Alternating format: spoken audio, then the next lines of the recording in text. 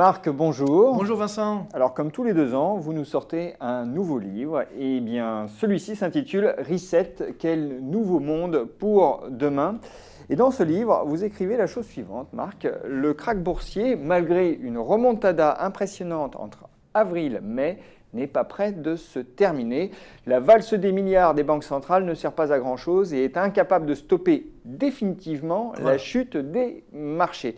Est-ce que les nouveaux records touchés par le S&P 500 et le Nasdaq ne vous ébranlent pas un peu dans votre conviction ? Alors voilà. C'est ça tout le problème, c'est qu'en fait, c'est bien le définitivement qui est très important. C'est-à-dire que globalement, par exemple, lors du krach de 29, d'ailleurs je mets un graphique dans le livre, on ne le sait pas, mais en fait il y a une remontada. Après le krach d'octobre 29, il y a une très forte remontée du Dow Jones, et c'est surtout en fait dans les années suivantes, 30, 31 jusqu'à 32, que le Dow Jones s'est effondré. Alors heureusement, on n'est pas en 29, les banques centrales justement sont intervenues, on a fait des plans de relance, donc on va éviter bien sûr le scénario de 29. Mais ce qu'il faut bien comprendre, c'est qu'aujourd'hui, on est toujours dans un scénario où malheureusement, on est sur l'opium entre guillemets, ou la cocaïne, maintenant c'est de la drogue dure, des banques centrales, qui permet justement d'alimenter cette dynamique boursière. Autre ingrédient important, j'ai consacré un chapitre à ça, sur les GAFAM, sur les valeurs du numérique. Si vous enlevez les valeurs du numérique, le Nasdaq évidemment n'est pas aussi haut, mais même le S&P, 500, il n'est pas à son niveau, je dirais, d'avant-crise. Donc tout ça pour dire qu'il y a là aussi une bulle énorme. Je veux dire, quand on voit aujourd'hui Apple, alors c'est vrai que c'est une entreprise formidable, mais quand même, 2000 milliards de dollars de valorisation, c'est-à-dire plus que toutes les entreprises du CAC 40 réunies. Vous prenez les 4 GAFA, c'est-à-dire juste Google, Amazon, Facebook et Apple, sans mettre Microsoft, et vous avez le PIB français et allemand réunis, même un peu plus. Donc, c'est-à-dire qu'on est dans cette bulle. Alors, c'est vrai que c'était mon livre d'avant, donc c'était un monde de bulles. Et moi, j'espérais, entre guillemets, que ce reset, justement, allait permettre, donc lié à la pandémie, d'avoir un nouveau monde. On se rend compte que finalement, ce reset, pour l'instant, c'est un reset négatif. C'est-à-dire que des fois, on appuie sur un bouton reset quand l'appareil fonctionne mal. Soit ça fonctionne mieux, soit ça fonctionne plus mal qu'avant. Donc c'est un peu ce qui se passe aujourd'hui, c'est-à-dire qu'on a retrouvé les vieilles habitudes. On continue d'augmenter la dette publique, surtout pour faire plaisir au marché. Les banques centrales font la planche à billets, là aussi pour faire plaisir au marché, mais c'est pas le but d'une banque centrale. Donc c'est cette fuite en avant qui effectivement est extrêmement dangereuse. Et je pense qu'on doit être tout à fait honnête, en tout cas en tant qu'économiste, de dire on ne sait pas comment on va s'en sortir. Parce que certains me disent, oui, mais ça sera un scénario à la japonaise. Mais scénario à la japonaise au niveau mondial, c'est pas très sympa. Le Japon est donc dans ce qu'on appelle une déflation, une croissance zéro. On appelle également une trappe à liquidité. Ça veut dire tout ce que vous mettez, finalement, ça ne sert à rien pour l'économie. Alors, le Japon peut se le permettre parce que c'est un pays riche à la base, avec un taux de chômage extrêmement faible et à l'emploi à vie. Au niveau mondial, on ne peut pas se le permettre. Donc, et puis, il y a également quelque chose un petit peu malsain, j'ai envie de dire. C'est-à-dire qu'aujourd'hui, vous le savez comme moi, la bourse reflète une réalité économique. Donc, notamment celle des entreprises, celle des profits des entreprises. Donc là, qu'est-ce qui se passe aujourd'hui ? On a la bourse qui flambe, pourtant il n'y a pas de profit, il y a plutôt des pertes, même des faillites d'entreprises. Donc c'est un petit peu malsain, en tout cas très déplacé, et notamment pour le grand public. D'un côté, on a l'économie qui s'effondre, une récession dramatique, des licenciements, du chômage, des faillites d'entreprises. De l'autre côté, on a les marchés boursiers qui flambent. Donc il y a cette dichotomie qui ne colle pas et qui est notamment liée effectivement à la flambée des valeurs du numérique qui ont été renforcées par la crise. Mais quand on se place du point de vue de l'investisseur, et encore une fois la décorrélation entre les fondamentaux et les valorisations, à moins d'être de très mauvaise foi, est assez criante, il n'empêche qu'on s'interroge sur la durée du mouvement. Oui. Or, la grande différence entre la crise de 29 et la situation actuelle, c'est que les banques centrales sont au soutien, et au soutien inconditionnel, on peut le dire. Oui, tout à fait. Donc, cette hausse, combien de temps peut-elle durer ? En fait, c'est la vraie question. C'est ça, c'est exactement. Ça peut durer encore très longtemps, non ? Mais surtout, je vais vous dire, le problème, c'est est-ce qu'elle doit durer ? Parce que c'est ça la vraie question. C'est-à-dire que, est-ce que c'est normal d'avoir une valorisation des entreprises complètement déconnectée de la réalité ? Moi, je dis non. Moi, je dis aujourd'hui, justement, ça sert à ça, un reset. Parce que c'est la thèse que j'avance dans le livre. C'est vrai que c'est dur à supporter des fois, mais des fois, il faut savoir, justement, appuyer sur le bouton remise à zéro pour qu'on reparte sur des bases plus saines. Oui, mais ça, c'est un souhait. C'est pas une vision patrimoniale, en l'occurrence. Exactement, encore une fois. Ou d'investisseur. Oui, mais moi, encore une fois, je suis pas... alors, peut-être, je suis pas, justement, de ce point de vue-là, un bon investisseur. C'est-à-dire que moi, j'ai un aspect un petit peu déontologie, un aspect un peu éthique, si vous voulez, de l'investissement. Moi, ça me gêne aujourd'hui d'aller en bourse uniquement pour faire des coups.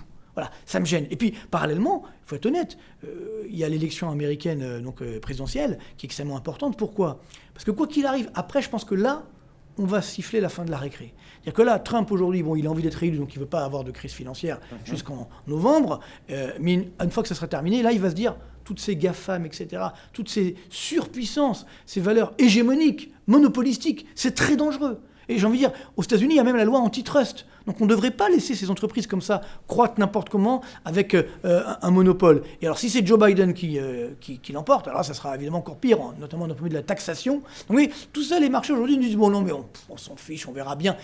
On est dans le court-termisme. Donc je pense que le drame dans lequel nous vivons depuis des années, c'est que justement on ne regarde pas plus loin que le bout du nez. Alors bien sûr, avec cette crise, on n'a pas vraiment de perspective, mais tout de même, aujourd'hui, cette valorisation boursière me paraît excessive. Et encore une fois, c'est presque malsain, sachant que les banques centrales sont incapables aujourd'hui de générer une croissance forte. C'est le drame. Hein.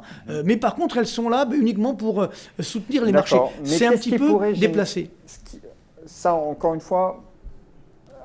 C'est même pas la peine d'en discuter. On peut certains en discutent encore, malheureusement. Oui, mais on peut admettre tout de même qu'il y a cette décorrélation et cette déconnexion stupéfiante. Bon, la question, c'est combien de temps ça peut durer ? Est-ce que ça peut durer ad vitam ? Dans votre livre, vous mentionnez un risque, et c'est pas, en fait, vous le mentionniez avant aussi, c'est celui du krach obligataire. Franchement... Oui, ça. Oui, non, mais ça, on doit l'avouer collectivement. Oui, c'est là, exactement, c'est un peu ça. Alors, il y a eu des petites remontadas aussi, des taux d'intérêt légères. Mais dès que les banques centrales sortent le bazooka, c'est fini. Tout à fait. Donc, le risque est complètement annihilé. Alors, il existe quand même, c'est-à-dire qu'on ne le voit pas. Je pense que, mais simplement, voilà, alors là aussi, dans mon livre, j'ai mis des graphiques aussi pour visualiser, parce que souvent, ça reste des discours d'économistes. Je pense que c'est important également de visualiser, de bien comprendre, d'un point de vue tout à fait pédagogique. Et c'est vrai que le vrai enjeu, on a une dette publique française qui va atteindre cette année 125% du PIB, enfin des chiffres de fou. Alors le graphique apparaît à l'écran, en effet, donc on voit bien, c'est un graphique qu'on peut trouver dans votre ouvrage. En effet, on a donc la dette française, qui monte vers... Là, on est encore à 100%, parce que c'était avant le Covid, bien entendu. On va être à 125%, voilà. Selon vous, très prochainement. Et c'est plutôt consensuel comme vision. Et on a des taux d'intérêt qui sont en dessous de zéro pour le 10 ans. Voilà. Et donc, ça veut dire que c'est le paradoxe. Pour avoir le droit de prêter à la France, il faut payer. Donc, c'est formidable. Donc, mais c'est très dangereux aussi, parce que moi, si vous voulez, pendant des années, quand j'allais voir nos dirigeants du pays, je leur disais, faites attention, si vous augmentez votre dette publique, les taux d'intérêt vont augmenter, vous allez casser la croissance. Maintenant, ils vous disent, arrêtez de m'embêter avec la dette publique, on continue comme ça. Puisque les taux d'intérêt n'ont jamais été aussi bas. Donc, c'est ce qu'on appelle un aléa moral, c'est-à-dire que ça alimente en fait ce cercle pernicieux. Aujourd'hui, il n'y a pas de sanctions, donc on peut continuer comme ça éternellement. Et alors, la supercherie, c'est que certains laissent croire qu'en fait, cette dette pourrait disparaître. La BCE, elle va annuler la dette. Elle n'a pas le droit de le faire. Déjà, ce qu'elle fait aujourd'hui, c'est quand même limite, borderline, comme on dit. Elle est vraiment à la frontière de ce qu'elle peut faire. Mais il faut bien comprendre que la dette publique, aujourd'hui, elle est à l'actif de la Banque centrale. Donc, c'est une contrepartie de la masse monétaire. Si on annule cette dette, ça veut dire qu'il faut annuler aussi de la masse monétaire. Donc, comment on solutionne cette difficulté ? Donc c'est extrêmement dangereux d'annuler la dette publique. Et puis surtout, même si à bientôt on arrive à le faire, c'est un fusil à un coup. Une fois que vous l'avez fait une fois, là vous perdez en crédibilité. Et là, par contre, les taux d'intérêt peuvent remonter. Alors, sauf si tout le monde le fait. Puisque alors tout le monde, encore une fois. On parle de l'Europe, mais on parle aussi des États-Unis, on parle du Japon. En fait, c'est un problème mondial aujourd'hui. C'est exactement le problème. Le problème, c'est de savoir qui va payer. Parce que c'est quand même les détenteurs de cette dette qui vont être appauvris, inévitablement. Et je doute que, par exemple, les investisseurs chinois, etc., vont accepter. Ou alors, ils vont faire comme avec la Grèce. Ils vont demander des garanties, des contreparties, notamment d'un point de vue de l'actif. Mais est-ce que, quand on parle de la dette, on n'a pas une vision un peu trop monolithique ? Puisque c'est un peu comme le marché immobilier. Il n'y a pas un marché immobilier, mais des marchés immobiliers. Et le marché de la dette, c'est aussi un peu la même chose. Et je précise même mon point de vue, c'est que les acheteurs de dette ne sont pas forcément les mêmes. C'est-à-dire qu'il y a la dette avant Covid et la dette après Covid. Et la dette après Covid, ce sont les banques centrales qui l'ont achetée. Donc tant que ça reste dans le bilan des banques centrales, est-ce que franchement, il y a un risque que cette dette pèse d'une quelconque façon ? Encore une fois, le problème, ce n'est pas la dette du passé, c'est la dette à venir. Parce qu'il faudrait bien comment on arrête cette planche à billets extrême. Oui, mais si c'est dans le bilan des banques centrales, si c'est neutralisé. Oui, mais attention, le vrai enjeu, c'est qu'il y a des enjeux, justement, d'un point de vue de l'inflation, qui peut revenir. Alors pour l'instant, on ne la voit pas. On ne la verra pas beaucoup parce que l'inflation, elle n'est pas dans les prix de la consommation. Elle est dans le prix des actifs. La monnaie circule peu. Hein. Exactement. Donc elle est dans le prix des actifs. C'est ça tout l'enjeu. C'est-à-dire qu'elle est sur les actifs boursiers, sur les actifs obligataires, sur les actifs immobiliers. Là aussi, il faudra tôt ou tard payer donc là, la facture. Vous rejoignez Patrick Artus, en l'occurrence. Oui, tout à fait. On s'est vu il n'y a pas longtemps. D'ailleurs, on n'a pas toujours été d'accord, mais là, en l'occurrence... Mais là, pour le coup, vous êtes d'accord. Oui, mais tout à fait. Moi, je pense que là aussi, encore une fois, parce que des fois, on me dit, oui, mais bon, vous regardez l'avenir avec les lunettes du passé. Pas du tout.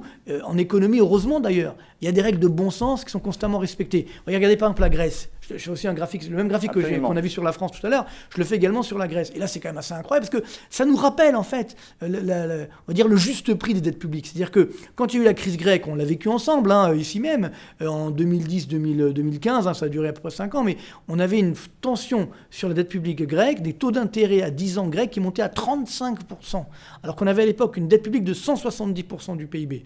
Ensuite, on a donc annulé une partie de la dette, on a reprêté à la Grèce. Aujourd'hui, cette année, on va avoir au moins 200% de dette grecque, et le taux d'intérêt, il est à 1%. Donc, vous voyez, on a quand même un problème, on marche sur la tête. Donc, je donne l'analogie, c'est comme si on prêtait des bonnes bouteilles de vin à un ivrogne. C'est pas sûr qu'il va nous les rendre, du moins pleines. Donc, c'est ça, la vraie difficulté, c'est que aujourd'hui, on se voile la face. On dit non, finalement, tout va bien, on continue comme ça. Et je pense que tôt ou tard, alors, sur les marchés boursiers, il y aura, je pense, la sanction des élections américaines, donc du mois de novembre. Ça sera évidemment à surveiller. Et là, après, on risque de payer les pots cassés de ces années un petit peu, je dirais, de déboire, de dérapage, entre guillemets. Alors, bien sûr, on espère tous qu'on va trouver un vaccin, qu'on va trouver une thérapie. Ça permettra de calmer le jeu là aussi. Mais sans remonter à 29, vous voyez, en 2009, quand on est de la crise, à l'époque, le PIB a baissé de seulement 0,1% au niveau mondial. Là, cette année, on va avoir des baisses. En France, moins 11%, au niveau mondial, moins 4,5% en moyenne annuelle. Et là, les marchés continueraient de croître comme ça. Et c'est ça qui est un petit peu anormal. Pareil sur les dettes publiques. Il faut de temps en temps revenir à la raison. Et donc, alors en termes de timing, c'est tout le problème de trouver ce timing. Je pense que ça peut arriver assez rapidement, donc après les élections américaines, certainement. Je reviens à la question des GAFAM, parce qu'en effet, ce sont les moteurs de la hausse, notamment aux États-Unis, particulièrement aux États-Unis. On a une extrême concentration en fait, des investissements sur ces valeurs.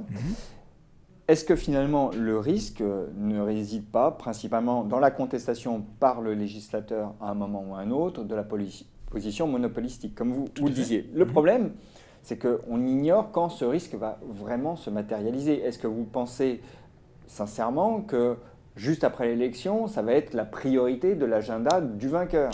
Je pense qu'il y aura... Alors, d'un point de vue, si c'est Biden, oui. Ça va arriver très vite, parce que lui, il a vraiment il a un problème social, donc il faut le financer. Donc il va clairement augmenter les impôts. Et là, vous savez qu'on a une vache à lait sur toutes ces GAFAM qui payent très peu d'impôts par rapport à ce qu'elles engrangent, si vous voulez. Et bien sûr, si les États-Unis le font, l'Europe pourra le faire, et le monde entier pourra le faire, parce que c'est des entreprises américaines à la base. Donc c'est clair que là aussi, il y aura un juste prix qui va revenir.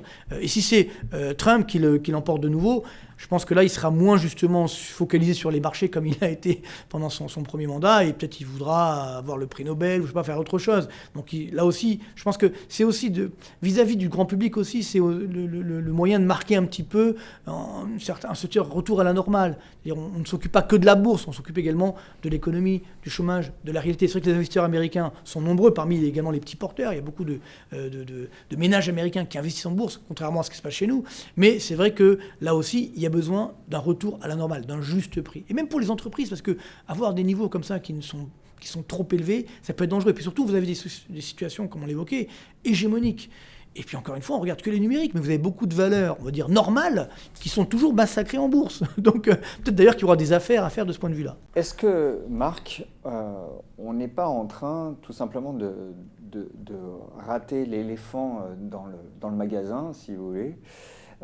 Est-ce que finalement, là on est en train de parler d'un retour hypothétique à la normale, mais est-ce que la théorie monétaire moderne, la fameuse MMT, n'est pas d'ores et déjà advenue avec la monétisation des dettes? Et donc, est-ce qu'on se pose vraiment les bonnes questions en termes patrimonial? Est-ce que cet interventionnisme majuscule des banques centrales n'est pas une chose qu'il faut admettre comme pérenne maintenant?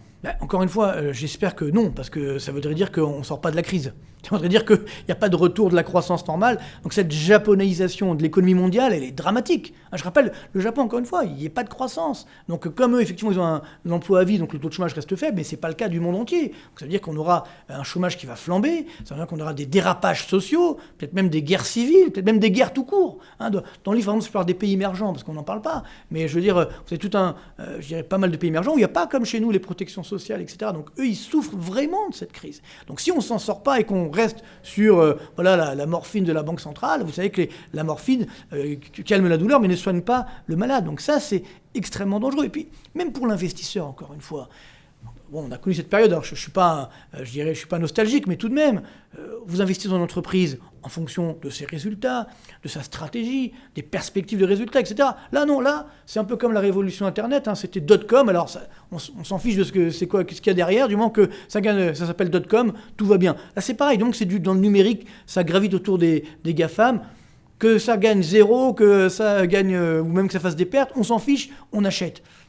Pour un investisseur, c'est pas tellement, je dirais, plaisant d'investir dans ces conditions. Donc là aussi, il faut qu'on retrouve un minimum de bon sens pour savoir où on va. Parce que même d'un point de vue de la stratégie, tout compter sur les banques centrales, encore une fois, c'est extrêmement dangereux. Et puis bon, est-ce que notre monde peut durer si nos entreprises sont détenues par les pouvoirs publics ou par les banques centrales. Donc derrière, effectivement, les pouvoirs publics également. Non, c'est dangereux tout ça, et j'espère qu'on va arriver justement à gérer ça, donc un reset en douceur. Sinon, on aura un reset dans la douleur. C'est inévitable. Tôt ou tard, on devra calmer, je dirais, ces tensions, et là, ça peut faire mal.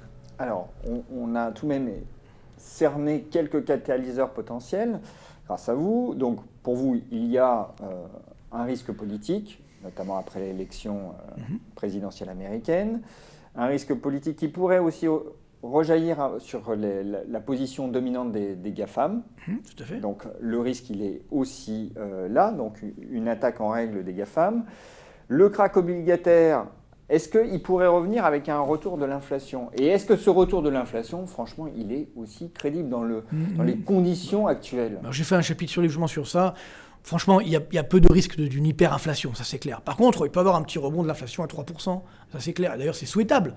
Voilà, un peu d'inflation, ça permettra justement de dynamiser la consommation. C'est-à-dire, on va se dire, mieux vaut consommer maintenant que d'attendre, parce que là, c'est ce qu'on fait. On attend en se disant que comme il n'y a pas d'inflation, on verra bien. C'est un petit peu dangereux, cette déflation. C'est bien pire que l'inflation. Donc, mais moi, je pense plus qu'il y aura un problème sur les dettes publiques. Alors, quand je dis un krach obligataire, ce n'est pas les taux vont remonter à 10%, mais simplement peut-être des États. L'Italie, on n'en parle pas, j'adore l'Italie, malheureusement on n'a pas pu y aller cet été vu ce qui se passe, on aurait pu mais bon c'était quand même dangereux, mais c'est vrai que globalement, dette publique italienne, voilà, on va atteindre des niveaux également stratosphériques, 170%, peut-être 180% du PIB. Je rappelle que dans les banques italiennes, avant le Covid, il y avait 300 milliards d'euros de créances douteuses, là on n'en parle plus, ouais, ça a disparu. Bon, donc là aussi, je pense que ça sera plus le problème de certains pays qui vont avoir du mal à rembourser, parce que c'est ça, encore une fois, la dette. Ça sert, si génère de la croissance, ce qui permet de au moins rembourser les annualités de la dette. Même si les taux d'intérêt sont bas, il faut quand même rembourser un minimum. Et si on n'a même pas de croissance pour rembourser ça, à ce moment-là, évidemment, ça peut créer des tensions, pas que politiques, géopolitiques. Alors est-ce que l'Allemagne va constamment, comme elle l'a fait dernièrement, dire non, tout va bien, on continue comme ça? C'est pas forcément sûr. Il y avait la cour de Karlsruhe qui effectivement nous a fait peur avant l'été. Finalement, là aussi, elle s'est calmée, mais ça peut revenir très vite. Donc je pense que ça sera plus sur un problème de crédibilité et donc sur les dettes publiques en elles-mêmes que les taux d'intérêt pourront montrer, pas tellement sur l'inflation. Conclusion, pour tous ceux qui s'intéressent à la bourse, finalement, c'est prudence? Moi, je pense qu'il faut... On peut aller en bourse, évidemment, sur des valeurs qui ont été injustement massacrées, mais sur beaucoup de valeurs qui, effectivement, sont très chères aujourd'hui. Moi, je le dis très honnêtement, je n'ai pas de visibilité. Donc, c'est mon rôle d'économiste, j'ai envie de dire presque de conseil, finalement, de dire je n'ai pas de visibilité. Alors, ça peut peut-être encore monter quelques mois, mais ça ne correspond pas à une réalité économique. Donc, ça restera de la spéculation. Voilà. Donc on peut aimer la spéculation, on peut aimer les montagnes russes, ça veut dire qu'il faudra savoir partir au bon moment. Ceux qui ont investi au mois de février en disant ben non, le Covid c'est rien du tout, et ils ont quand même pris moins 38% dans la figure, donc s'ils ont vendu à moins 38%, c'est vrai que ça fait mal. Voilà. Donc il faut faire attention à ça. Même si ensuite ça remonte, il y a quand même des difficultés, et le CAC 40 n'a pas retrouvé son niveau, évidemment d'avant-crise, on n'a même pas retrouvé le niveau de 2000. Vous voyez, donc tout ça pour dire que voilà, il faut être prudent aujourd'hui, mais si on a un investissement, un horizon de long terme, des entreprises qui évidemment sont quand même relativement saines, bien gérées, on peut quand même en acheter un petit peu. Marc, merci. Puis, avec plaisir. Je redonne le titre de votre livre, donc Reset, quel nouveau monde pour demain. À très bientôt. À très bientôt, merci.